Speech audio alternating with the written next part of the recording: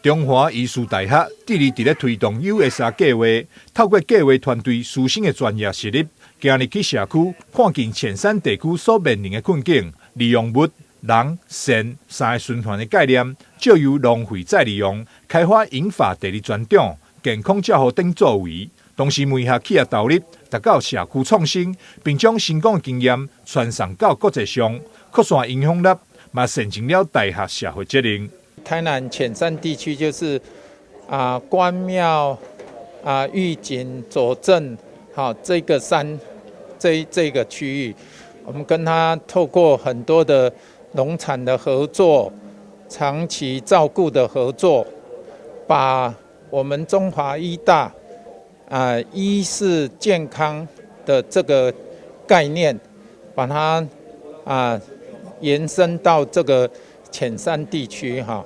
那我们希望照顾他们的健康，特别也照顾他们的经济，照顾他们农产品的行销。USR 计划不只为社区创造性的发展，同时也为参与的学生增进了自身的竞争力。互伊一毕业，就因为参与 USR 计划的经验以及优秀的成绩，进入伫咧知名药厂工作。就是公司要新创一个就是达康运动中心，那运动中心的对象就是银发族，对，那就很刚好的就是在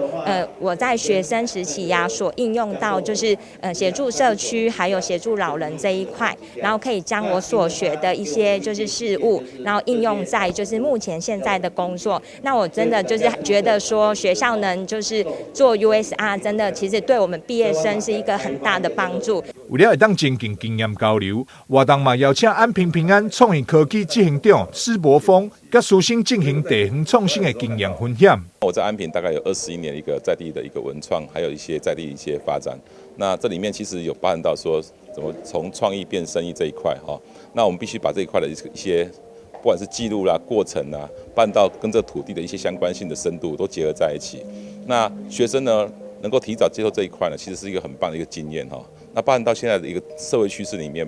越在地越国际。那在地创生呢，不仅是将在地的元素里面包含到在地生活、文创旅游4块结合在一起之外呢，办到这些落实性还有行销这一块。那我相信说他们这个学校这是第1年 USR 的一个成果展哈，我刚看了一下非常不错。那希望说我的经验能够带给他们，能够在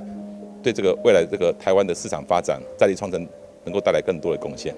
除了成果展示，展览上嘛办发感谢状，予参与的企业甲在地团体，校方未来嘛会持续开发地方的特色，创新社区的产业。台南新闻张硕维采访报道。